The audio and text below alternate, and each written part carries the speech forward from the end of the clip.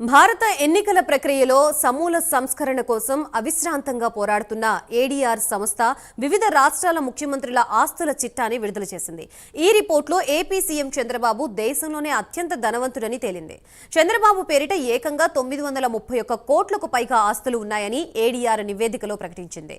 2023-24 ఆర్థిక సంవత్సరంలో దేశంలో వార్షిక తలసరి ఆదాయం కేవలం 1,86,000 కాగా సగటున ముఖ్యమంత్రి తలసరి ఆదాయం ఏకంగా 13,64,000కు పెరిగింది. అంటే దేశంలో వార్షిక తలసరి సగటు కంటే సీఎం ఆదాయం ఏకంగా 7.3 రెట్లు అధికంగా ఉంది.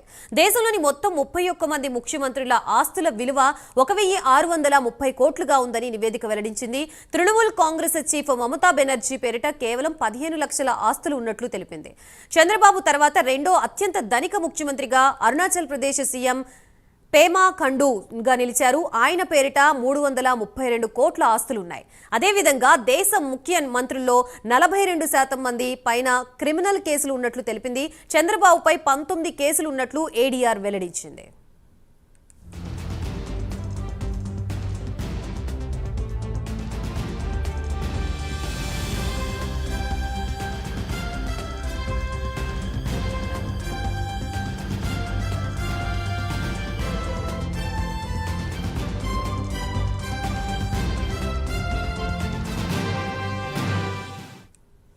మొత్తంగా ఏడీఆర్ సంస్థ రిలీజ్ చేసిన ఒక లిస్టుకు సంబంధించి మనకి పూర్తి సమాచారం అందించడానికి మా ఏపీ ఇన్పుట్ ఎడిటర్ టీవీ రావు సిద్ధంగా ఉన్నారు. టీవీ రావు, చెప్పండి, మొత్తంగా ధనిక ముఖ్యమంత్రుల జాబితాలో మన ముఖ్యమంత్రి, ఏపీ ముఖ్యమంత్రి కూడా ఉండడం ఆశ్చర్యానికి గురి చేసిన విషయం. ప్రస్తుతం అసలు ఈ లిస్టుకి సంబంధించిన డీటెయిల్స్ ఏంటి, దానికి సంబంధించిన పూర్తి అప్డేట్స్ చెప్పండి.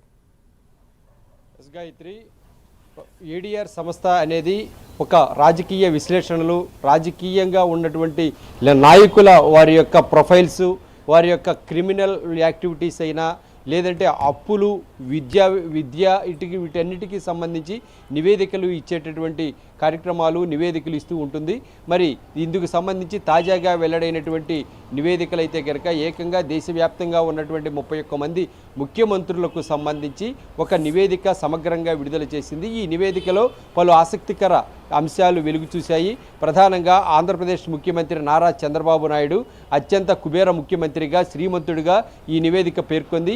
ఈ ఏడీఆర్ నివేదిక ప్రకారం చూస్తే 931 కోట్ల రూపాయల అత్యధిక ధనవంతుడిగా ఆయనకు ఆస్తులు ఉన్నాయనేటటువంటిది ఏడీఆర్ నివేదిక తేల్చింది. మరి అంతేకాకుండా రెండో స్థానంలో ఉన్నటువంటి ముఖ్యమంత్రిగా అరుణాచల్ ప్రదేశ్ ముఖ్యమంత్రి పెమా ఖండు, ఆయన 332 కోట్ల రూపాయల కుబేరుడిగా, ఆయన ధనిక ముఖ్యమంత్రిగా, రెండో ధనిక ముఖ్యమంత్రిగా దేశంలో నిల్చున్నాడు. అలాగే మూడో ధనిక ముఖ్యమంత్రిగా కేవలం 51.93 కోట్ల రూపాయల ధనంతో కుబేరుడిగా ఉన్నటువంటి కుబేర ముఖ్యమంత్రుల్లో కర్ణాటక ముఖ్యమంత్రి సిద్ధరామయ్య.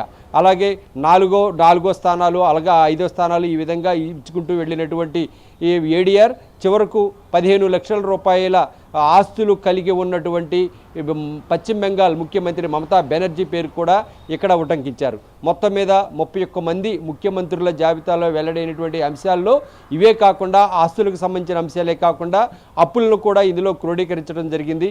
మరి ఇందులో ప్రధానంగా ఇప్పుడు సిద్ధరామయ్య కర్ణాటక ముఖ్యమంత్రి సిద్ధరామయ్యకు 25 కోట్ల రూపాయల అప్పు, అలాగే ఆంధ్రప్రదేశ్ ముఖ్యమంత్రి రేవంత్ రెడ్డి 30 కోట్ల రూపాయల ఆస్తిపరుడు అయినా కూడా అతనికి ఉన్నది కేవలం 1 కోటి రూపాయల అప్పు మాత్రమే ఏడీఆర్ నివేదిక వెల్లడించింది. మరి అలాగే ఇలా చూస్తే చంద్రబాబు నాయుడు అత్యధిక ధనవంతుడిగా ఉన్నటువంటి చంద్రబాబు నాయుడు అయితే గనక 10 కోట్ల రూపాయలు అప్పు మాత్రమే ఉందనేటటువంటిది తెలిసింది. మరి ఇలా చూస్తే మొత్తం మీద ఇటువైపు ఖండుకు కూడా దాదాపుగా 132 కోట్ల రూపాయల అప్పు ఉన్నట్టుగా ఆయన ఏడీఆర్ నివేదిక తేల్చింది. మరి అంతేకాకుండా ఇప్పుడు ఈ కేసుల విషయాల్లో కూడా ఏదైతే క్రిమినల్ కేసులు అయితేనేమి, ఏదైతే అఫిడవిట్ సమర్పించే నాటికి ఆయనపైన ఏదైతే ముఖ్యమంత్రులపై నమోదైన కేసుల వివరాలను కూడా ఏడీఆర్ నివేదిక వెల్లడించింది.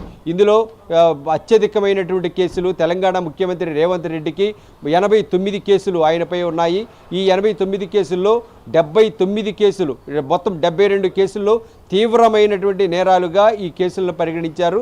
మరి అంతేకాకుండా ఇక చంద్రబాబు నాయుడుకు సంబంధించి 19 కేసులు నమోదయ్యాయి. ఆయనపై కూడా తీవ్ర నేరమైన కేసులుగానే వీటిని పరిగణిస్తున్నారు.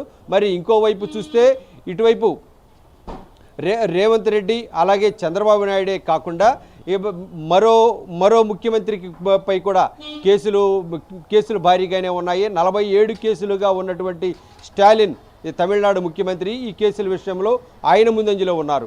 ఈ విధంగా చూస్తే ఇక వీటన్నిటికి సంబంధించి ఇప్పటికే తలసరి వీళ్ళ యొక్క ఆర్థిక సిస్టమ్ అనేటటువంటి దాన్ని కూడా ఒక అంచనా వేసింది.